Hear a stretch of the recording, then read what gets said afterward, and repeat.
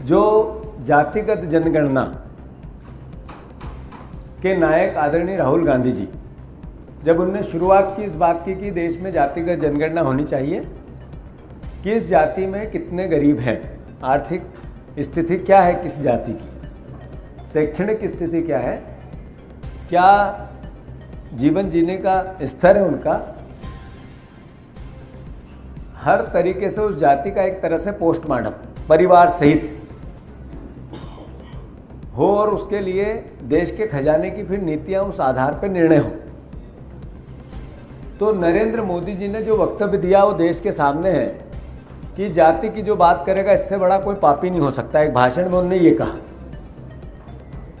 RSS Mohan Bhagwat जी ने भी जातिगत जनगणना का विरोध किया। नितिन गडकरी जी ने कहा कि जो करे जात पात की बात उसको मैं मारूंगा लात। योगी जी ने कहा कि बटोगे तो कटोगे, नफरत फैलाई, घृणा फैलाई, इसके खिलाफ बात की। बीजेपी का एक एक सांसद, बीजेपी का एक एक विधायक, बीजेपी का एक एक वरिष्ठ नेता सब क्रिटिसाइज कर रहे थे राहुल गांधी जी को। इस दौर में जब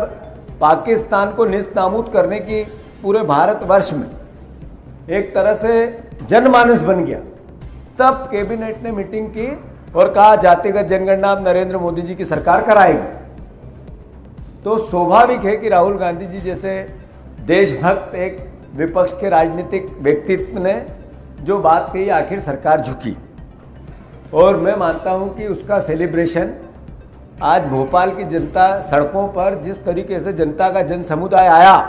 जातिगत जनगणना को लेकर उनका स्वागत सत्कार हुआ, उनके लिए लोग सड़कों पे 2 दिन पहले कार्यक्रम बना और उसके बावजूद हजारों की तादाद में एयरपोर्ट से यहाँ तक उनका अभिनंदन किया गया। मैं भोपाल की जनता का खूब सा धन्यवाद और आभार व्यक्त करता हूँ। जो हमारी पॉलिटिकल अफेयर की मीटिंग थी, जातिगत जनगणना को लेकर राहुल जी को अभिनंदन हमारी राजनीतिक मामलों की समिति ने किया, सारे विधायक दल ने किया।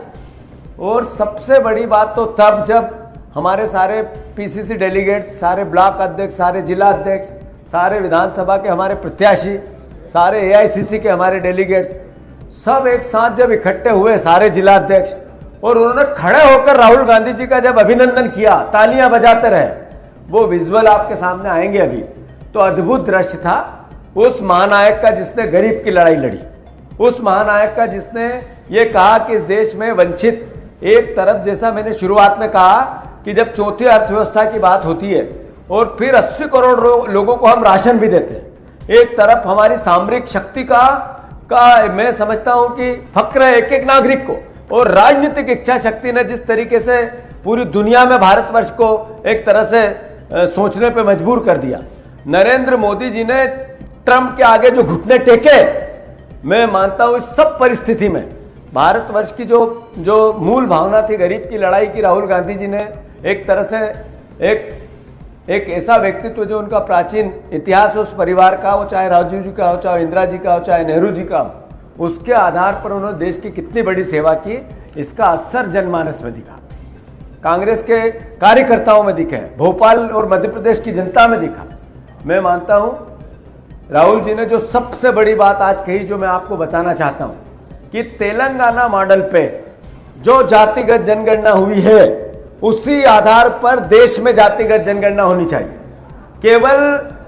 जातिगत जनगणना के नाम पर राजनीतिक संगूभा छोड़ देना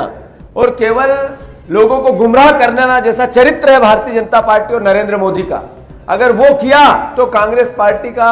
मूल उद्देश्य है, राहुल गांधी जी का मूल उद्देश्य है कि तेलंगाना मॉडल पर जातिगत जनगणना होगी, गरीब की पहचान होगी और देश की प्रदेश की सरकारों की नीतियां उस गरीब वर्ग के लिए लगे, इसके लिए हम अपना अंतिम सांस तक लड़ाई लड़नी पड़े तो लड़ेंगे। ये मूल भावना थी।